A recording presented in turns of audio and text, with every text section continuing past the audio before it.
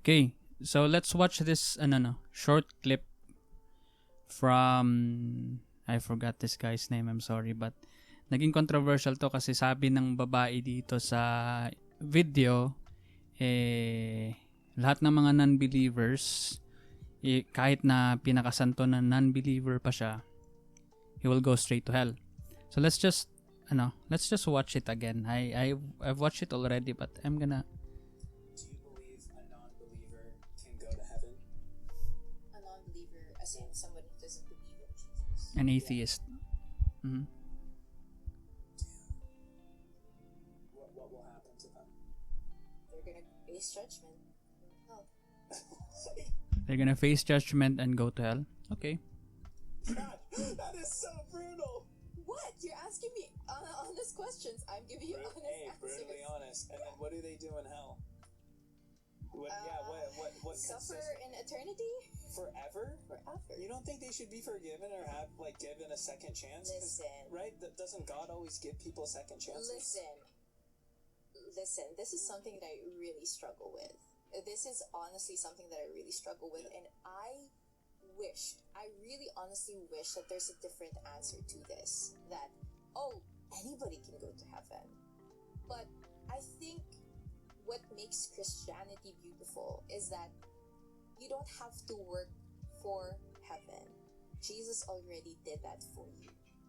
And so the only thing that you have to really realize is accept that gift. What is the gift? The gift is we're sinners and God is a holy God. Let's say, for example, Gift is your sinners. Okay. we are in a courtroom, right? And God is the judge and you're the criminal. Would God be a good judge if he just said, okay, sige, wag na. Okay. I think I'm good with that. To be honest, it's expected, it's really an expected thing to hear from Christians.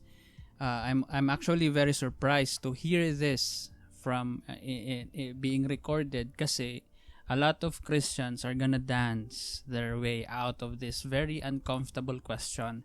They would say na, I wish they'd go to heaven. They'd say na, it's up for God to judge. They'd say na, all those kind things they will say to you just so that hindi ka maging uncomfortable. And maybe at the same time na lang din, meron ding mga Christians kasi na thinks na parang hindi naman makatarungan na okay yung tao, mabait yung tao. Kaso, hindi lang siya Christian, hindi lang siya Katoliko, hindi lang siya born again. Mabait siya pero hindi siya naniniwala kay Jesus Christ. He has this logic He has this kind of human justice system within him or her. Kaya he can't directly say, even though that's the teaching, that's the fundamental teaching of Christianity. If hindi ka talaga naniniwala kay Christ, good luck. So, I know a lot of Christians will comment na will say na, no, this girl is wrong, or okay, this girl is right. And that's the whole point. That's the whole point of having a belief. Again, having a belief na ang foundation is just two people, walang basis. Walang basis talaga. For example, sabihin niya na no, John will go to heaven even though atheist siya kasi mabait si John, wala siyang ginawang crimes and anything, tumutulong siya sa kapwa. I'm sure he's going to hell. I'm sure God will reward him for his kindness even though he doesn't believe. He's just seeking and he wasn't able to find God. I know you can say that. I know a lot of Christians will be able to say that. And again, the problem with these kinds of debates is wala ka talagang pwedeng mahugutan kundi Bible lang. Marami kasing pwedeng pagdebatihan na merong konklusyon. Is murder wrong? 'Di ba? Pwede tayong magsimula doon kasi meron siyang manifestation. Ang pag-murder is merong manifestation sa reality natin kung ano ang resulta ng murdering kind of society. 'Di ba? We can then make fair judgment na, hala, yung isang community nagpapatayan, let's not do that. Diba? Even though that's like a kind of philosophical na debate, there are a lot of philosophical debates na may panghuhugutan ka kasi nagmamanifest sa reality ang mga topics. But when it comes to who goes to heaven and who goes to hell, wala. And this is the kind of debate na talagang wala akong choice kung di iwasan na lang. Kasi saan tayo pupunta dyan? I mean, where does this conversation lead us? Kasi wala naman tong patutunguhan. Puro na lang tayo based on what the specific na sinabi ng scripture na naman. And wala, ang pangit ng usapan pag ganyan kasi you can create layers upon layers of stories to justify your own kind of morality. Sasabihin mo na, hindi, mali yung interpretation mo. No, mali yung interpretation ng iba. Mali yung interpretation ng iba. Kasi, walang direct na manifestation ang mga debates nyo. I can go live my life as a godless human being na mabait and nagmamanifest yung opposite na idea mo of what an atheist is. Opposite ako na meron ka na kasing meron ka na kasing idea of what an atheist is. Hedonist. You think we are just living lives to be parang gusto lang puro pleasure. Parang ganun yung idea mo. Meron kayong mga ganyan na klase na idea. And you're seeing a different kind of atheist na personality, iba yung ugali. Kasi hindi basis ang pagka-religious mo or pagka-non-believer mo sa kung ano ang ugali mo. That is why it is nonsense to talk about these kinds of debates. Kasi we're just like talking about Piccolo. Who wins between Piccolo and Yamcha? Kasi they don't exist. They're just animation. They're just anime lang sila. And we can't bring them forth here to have like a tournament fight. That's it. The debate between who is the strongest fighter is the same as who goes to heaven and who goes to hell. Walang direktang manifestation ang mga debate na ganyan. And it's a waste of time. Just like the new idea now with regard to ipasok ko na lang tong idea about antinatalism. I'm sure I have a lot of things to learn about it, but I am technically antinatalist kasi wala kaming anak ng mag-asawa ko. We have reasons why, financial. It's not part of our plan as a couple. Hindi siya plan talaga. And we don't want, I love kids, I want to be around with kids, but I don't want the responsibility.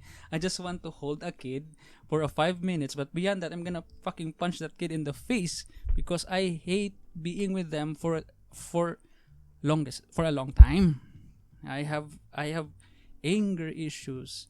I am impatient. I have a lots of kinds of problems within myself na ayaw kong matrauma ang bata. And my wife feels the same way. So hindi siya something na ultimate goal in life ang magkaanak. No, hindi siya something sa amin. We just want to live. We just want to experience life. We just want to earn money para maka-experience kami ng quality na life. So, hindi kasali ang bata.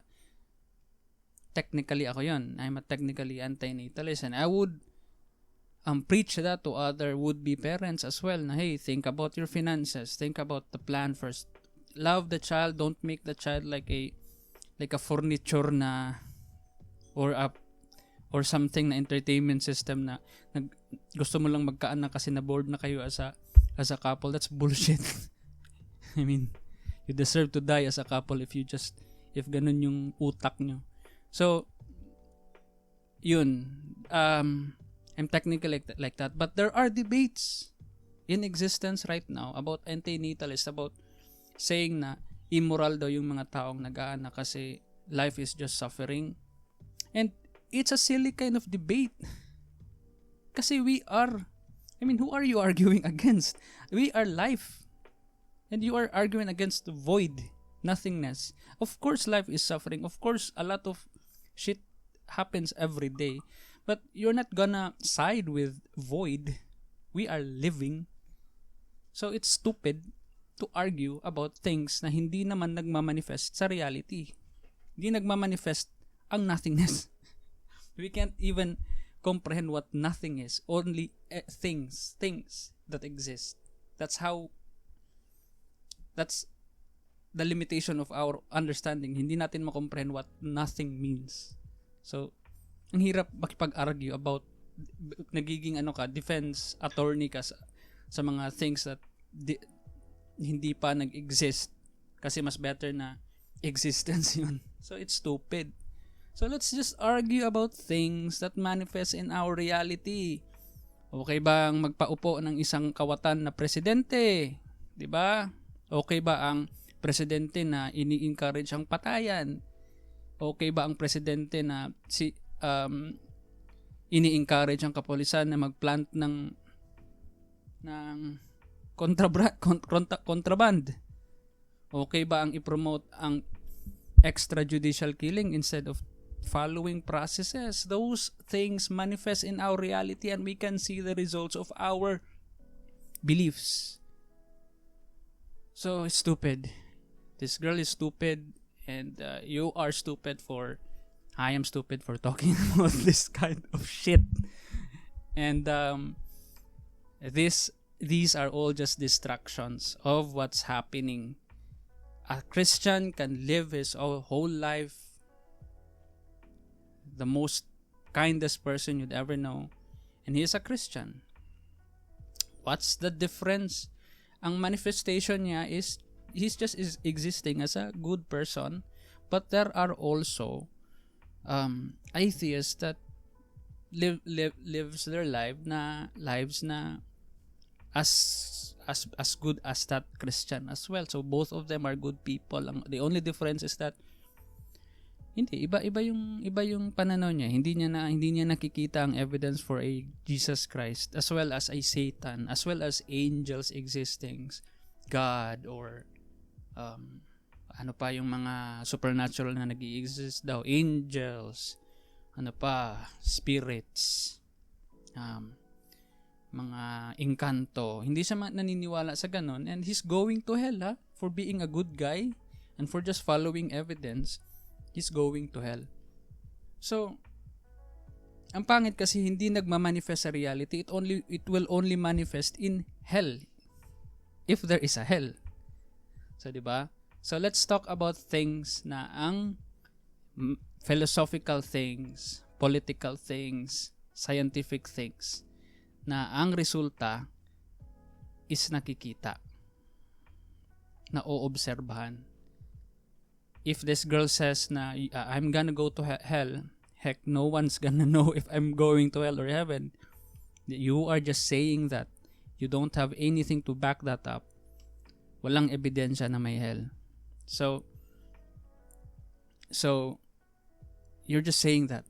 So let's talk about things that are actually gonna help us, gonna make us learn about this world and make decisions that are better than the previous decisions that we've made.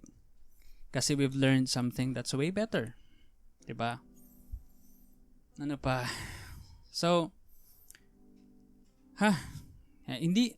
ako kasi yung tipo ng atheist na hindi ko na dinideal talaga yung mga ganitong klaseng statements kasi this is already very expected of a Christian. And distraction kasi talaga kung bubuksan ko pa ang Bible at sasabihin ko sa kanya na, hey, this was mentioned in this scripture, you are wrong, or the Pope says this, that a Christian, an honest daw na atheist or a good atheist is better than a bad Christian. So, di ba? It's nonsense, man. Hindi siya magmamanifest sa reality kasi You can be an atheist, you can be a Muslim, you can be a Christian, and it doesn't matter. You're a good person, you're a bad person. Hindi magmamatter kung ano ang belief na meron ka. So you said na I'm gonna go to hell. It's nonsense. It's a kind of discussion that's nonsense. That only makes sense to people that entertain metaphysics, entertain things that are not natural, that don't manifest in our reality. Yung mga antinatalist, yun yung mga hilig nila na topic. Ito yung reality natin. Dito tayo sa physical world nakatira. They want to talk about shit that we don't have any access to. And they will say things to you na, hey, you would go to a place in that place because you are doing this thing in this world. Komplikado. Let's just do things now. Let's just have beliefs that encourages us to make decisions that will improve our lives dito sa mundo. Kasi whatever is beyond, we have no access to it. And if we don't have access to it, that means people here on earth can make things up about what that other stuff, of what that other realm is. People can make shit up. Kasi I can make shit up. The other world, heaven only belongs to atheists because the God in that world loves critical thinkers, loves people who ask questions, and they hate blind followers. And this God will send all Christians and Muslims to hell. Diba? I can make shit up. I can make shit up because I don't have to provide you any kind of evidence. And I can show you anything, any proof. I'm just saying stuff. And that's the problem. That's the problem of having conversations that don't require you with any kind of proof. You just say stuff, saying stuff, going to hell, you go to hell. Please, do not entertain these kinds of people. They are distractions. Let's talk about politics because they can directly affect our lives. Let's talk about how religion is affecting our politics. Like, same-sex marriage, divorce, abortion. These stuff have very direct effects to us. Abortion, meron bang level ng abortion na bad? Is there a level of abortion na good? Is it bad altogether? Can we make something in the middle so that we can allow abortion? That's a fucking good topic. That will help a lot of women be less na suffering dito sa mundo.